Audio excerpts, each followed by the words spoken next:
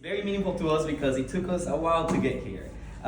There were some unique challenges. It is really a testament of perseverance. It was about 2 years ago when many of us found ourselves in a room just like this one, without the intention of doing anything other than showing up with our hands, with our feet, with our brains, and we heard the calling, right? We heard the calling that there was needed some leadership in the caucus to make sure that we became official. For us, it was shocking. It was shocking to find out that in the hundreds of years that this nation has been here, in the hundreds of years that we've had Texas, and really now in the years that we've had the Texas Democratic Party, we still do not have the recognition of Native American and Indigenous people. Often, just like many other things, we go unnoticed. Often, like many other things, they don't name us, they don't acknowledge us, and even farther, they do not legislate for us. And that is something that we noticed was an issue, not just in the Texas Democratic Party, but in the nation as a whole. So, like my ancestors did, and like many of you probably do in your own tribes or in your own communities, let's take a second to acknowledge this land and the people. If you can join me on that. So we acknowledge the federally recognized tribes, including the Alabama Cushara tribe, the Kickapoo tribe, and the Isleta del Sur Pueblo, or Tiwa, in which ancestral territory we are standing today. Additionally, we honor the non-federally recognized tribes, and those people who are indigenous, native, and continue to fight for the recognition and justice which are contributing to the rich tapestry of indigenous culture and history here in Texas. So the journey has not been easy like I mentioned. In fact, we started about 2 years ago with a name, and that was a point of contention, choosing a name for us, right? How do you identify? Shout it out. Like, do people refer to you as Native American, Indigenous? What do they say? Native American. Native American. Any First Nation? Yes. Any American Indian? So do you see, we keep adding names and names because often we don't get to choose what we're called. We don't get to choose how we name. It is often the name that they give us. So it was a process of about 3 to 4 months. We went through it to make sure that everybody could have a say on like what is going to be the official name of the caucus. And I know that we are the IPC, the Indigenous Peoples Caucus, but that does not mean we are not Native Americans. That does not mean we are not American Indian, First Nations. We know that all those names have been given to us, or we chose to give it to ourselves, and we add them in the Indigenous Peoples Caucus because we do believe there's a new way forward. So we're choosing Indigenous as one of them, but believe me, it's not the only one. We want to make sure we recognize it. I know I name a few Native American and recognized tribes, but is anybody here in a federal recognized tribe that I didn't name? Would you like to name it, please? Thank you. We honor you. Anybody else? Choctaw Nation. Thank you. Go ahead. Mohawk. Thank you. And for me, in this case, it's Shitsa. And it's not recognized here, but guess what? There's people like us here. And you cannot deny that. You cannot deny the efforts, right? So, as we're getting to the next folks, I would like to just celebrate this achievement. That we made it here. We made it through 3 of the conventions. We made it through now, hoping to jump into SDEC. And we will talk a little bit more about that today here in a second. Absolutely, please go ahead. For a second, I would like to just acknowledge right here the party chair. Don Hinojosa, ¿cómo está? Good morning. We're getting started. Gracias. I'm sorry to Go ahead, interrupt. please. Buenos dias. Buenos dias. Thank you for letting me come up and say a few words. I'm glad to be here with y'all today. I cannot say that I am part of any tribe in this country, but I'm Mexican. And my family comes from Mexico, and my grandmother probably was a full-blooded Indian of some sort because she was this big and morenita and had 12 kids. So she was a very strong woman that kept our family together and produced a lot of good people and good Americans now came over here during the revolution. Our party is a party that I know that you understand has fought for the rights of Native Americans forever. We believe that you have the greatest right to everything that this country offers because this is your country. This is a country that was here when the people that were from European descent came over here. I can tell you half of my family, probably a little bit less, came from another continent, but the rest of my family was already here at the time that everybody else came into this country. And so we have a stake in everything that happens in America, and everything that the government does needs to recognize this, particularly when it comes to education and the issues that are important to tribes across our state and across our nation. And also the judicial system. You know, we have a two-tier judicial system in America, one for Native Americans and one for everybody else. And that judicial system is not just, and it does not treat Americans the same way. And we, as a nation, have felt that for some reason that was not important to fix. And that has created not just unequal opportunity for people who live in Native American cities or townships or tribes, but it also created a situation where people who are in difficult times and difficult situations don't receive the help that they need to receive. So I was at one time appointed by Ann Richards to be on the State Board of Criminal Justice. And we ran the Texas prison system. In the Texas prison system, 85% of the people that were in prison were Hispanic or Black. And those people that were in prison were locked away and the key was thrown away. They didn't get any treatment, the treatment they needed, and the recidivism rate for people that were in prison was somewhere around 25 to 30%. Recidivism means that you reoffend within a 3-year period. And that is what has happened with Native Americans in our country, is that the judicial system doesn't deal with problems that were created by the environment that was created by America that is negative towards Native Americans. And so as a nation, we have failed. And so we have to recognize that it's not just been the Republicans, it's been the Democrats too, right? But we are part of the Democratic Party, and it is our responsibility to fix it. And so I just ask you, continue to be politically involved.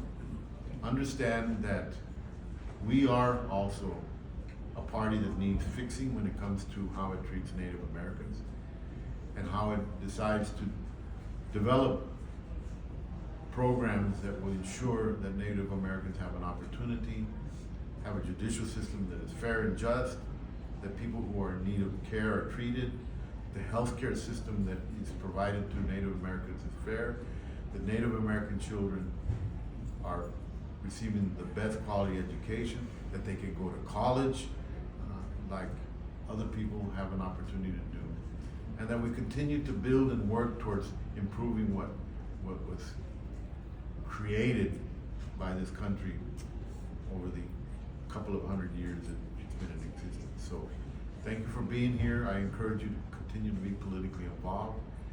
Let every member of our government, whether it's a Republican or a Democrat, know that they need to do better. And please elect Democrats, because it's easier to convince them to do better, okay? Thank you so much, and God bless each and every one of you.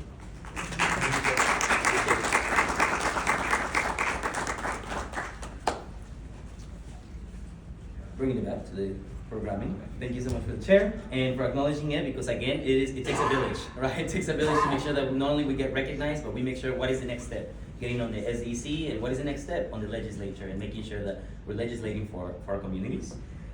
So I just want to draw inspiration for today from our ancestors, from each time that we move forward, right? Ensuring that Native American and indigenous communities in Texas have the opportunity to thrive. That stays with us. But before we can thrive, we have to speak the truth. We have to acknowledge the truth. And then after we acknowledge the truth, we gotta begin the process, the difficult process of healing. I think that's a process that is gonna take many, many years. It's gonna take many of us in our efforts. And then lastly, what the chair mentioned, right? We can start seeking justice. Because we know that we have to acknowledge, we have to try to heal, and at the same time, try to find justice for our people.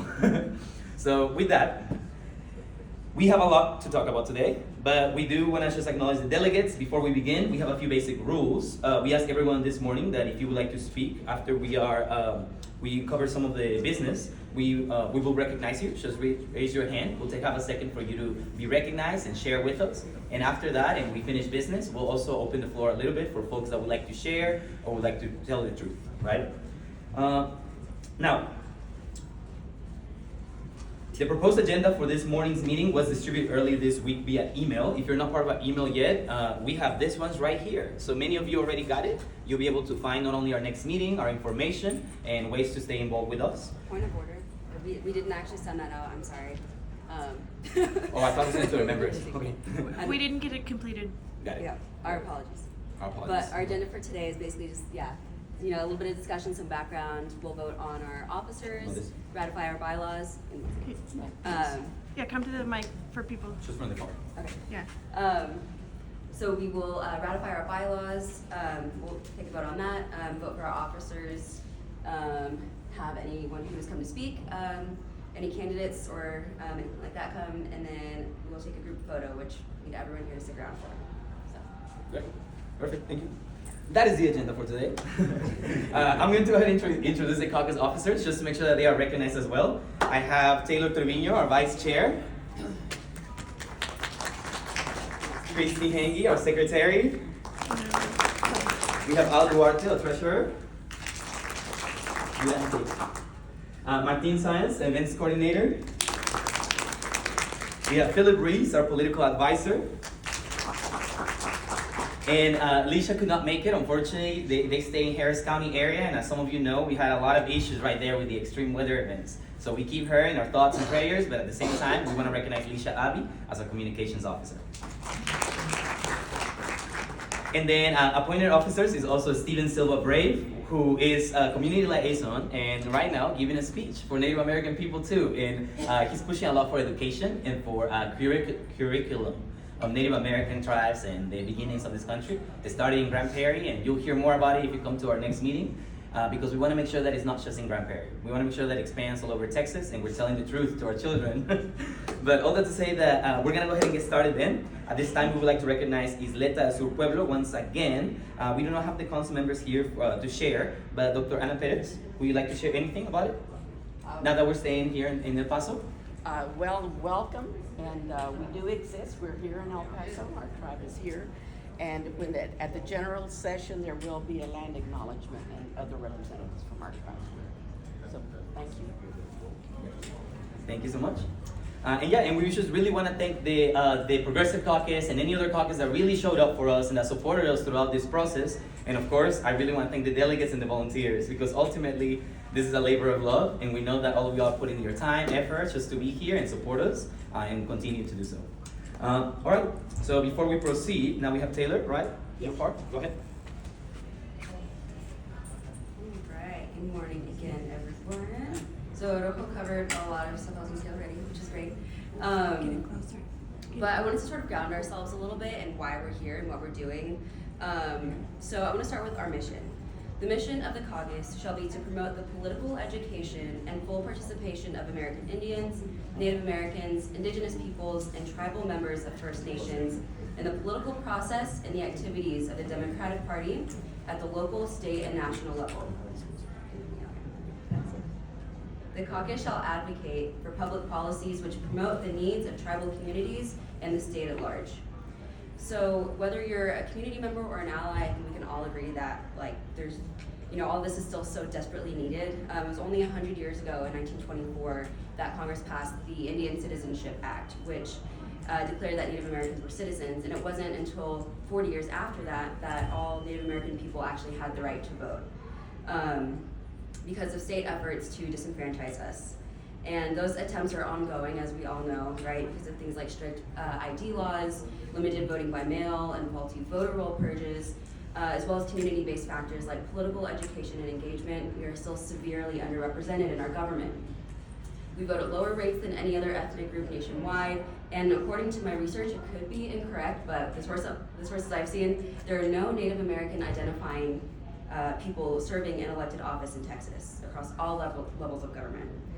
and we would need 829 to achieve a level of representation that's proportionate to our population.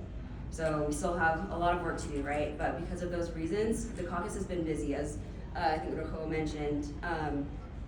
Well, to give a little bit more background info, we've been meeting since 2018, so we're not a brand new caucus. We have been around. 2 years ago, with thanks to our lovely Secretary Kristen Hange, we got Indigenous Peoples issues on the party platform.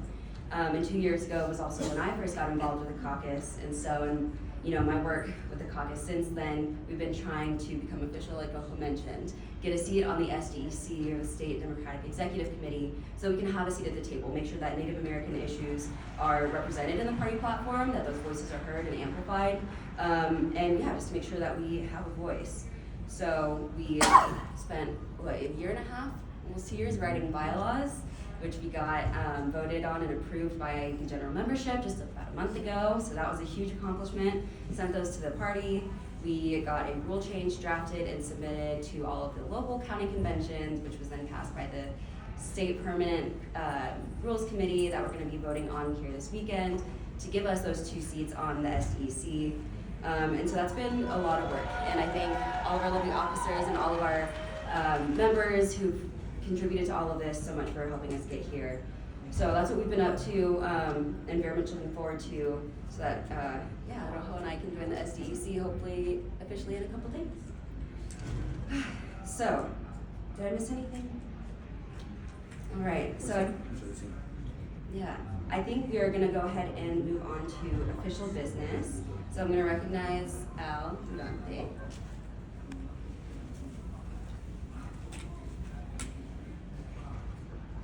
Hi, I am the bylaws chair, and so I'd like to introduce the bylaws. And on behalf of the bylaws committee, I move to ratify the bylaws by the General Assembly. All voting members should have yellow badges, and we will use those for the voting today. And we did talk about the fact that it's taken us 2 years to get the bylaws done, which seems like a very long time, but we really want to get it right. Because we're all of us up here and out there are very dedicated to making this happen. And I think, finally after 2 years, we're going to see it fully, the caucus fully recognized, and it's really important to hopefully all of us.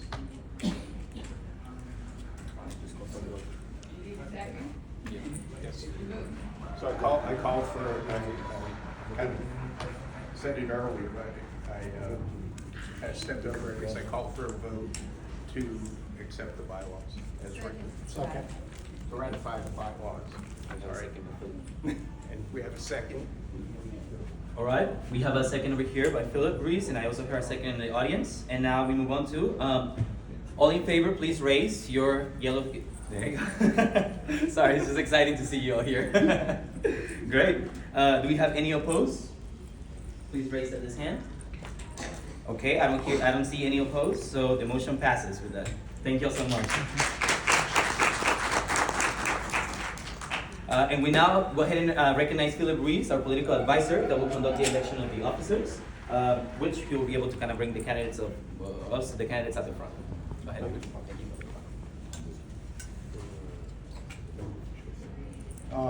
Good morning.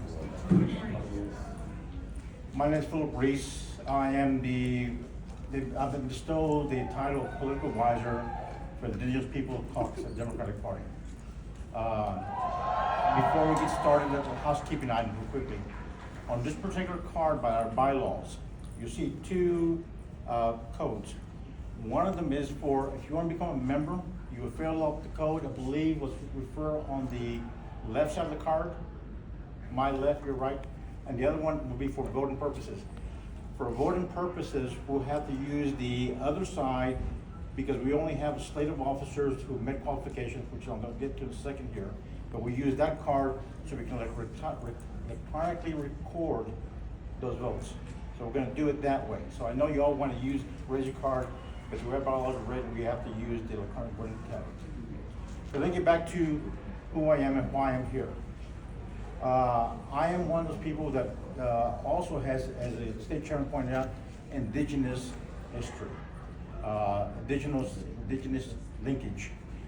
It is possible, based on family lore and everything else, it is claimed that my grandfather was a full-fledged Kikipo, but like all things, those records cease to exist.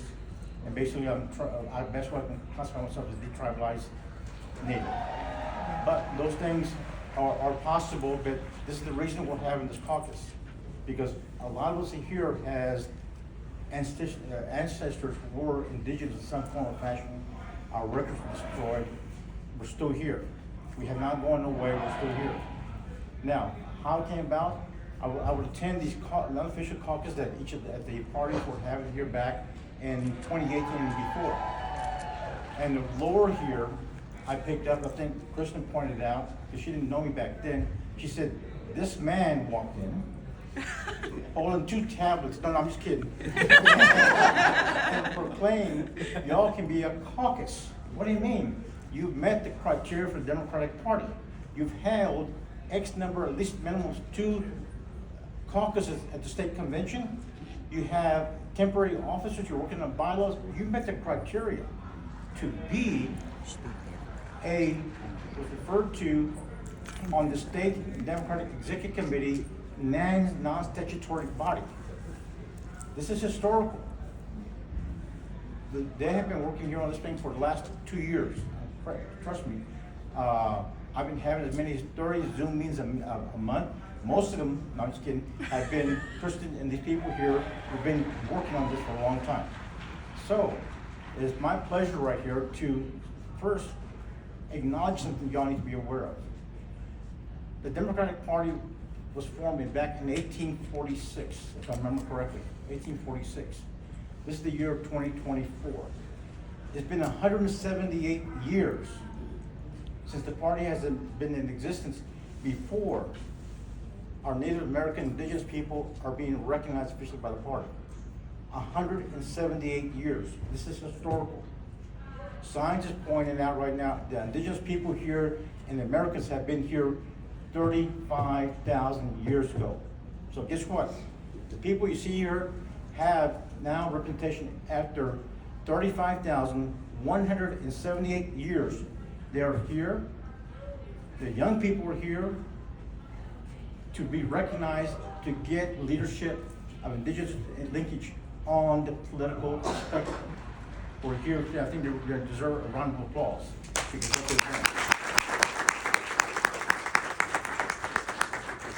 So now, the main business here. As the chair of the nominating committee, and as per our bylaws, we have interviewed various candidates, and the nominations committee has basically come down to Rojo as our chair, Taylor, vice chair, and by the way, these will be the representatives assigned to the state Democratic Executive Committee seats, gender balance, or the party likes to call it of a different gender. Okay, that's what they call it. But these are the individuals to be serving on that body. Kristen here, who's videotaping here, has been the backbone on the logistics, the paperwork, the reminders, is going to be our social secretary, and we're missing our events coordinator, our communications coordinator. Alicia is not here, cannot be here because of other pressing needs. We don't want to forget her. So therefore, it is my privilege right now to nominate on the floor Drogo for chair, Taylor for vice chair. Stand up. Thank you. Christine for secretary. Alicia is not here for the communication director. Al Durante for treasurer. The chair of the nomination committee hereby moves and recommends that we adopt slate of officers for that purpose. It's a recommendation. We now have to go. Second by Mr. Martin Saenz. We now have to vote electronically. So take a few minutes, pull out your phone. If someone does not have a phone, please indicate, bring it to our attention. You should see the names of the individuals here. Does anybody have any problem using the phone to do this? It should be as simple as point and click. One on the left. If anybody needs assistance, I have my laptop and I can help them fill it out. Let me get some more as well. So I'm gonna do it real quickly to make sure everything's working. Does anyone need one of these? Does everyone have a QR code? I think this young man needs one. And if you don't have the right, I have to. my phone has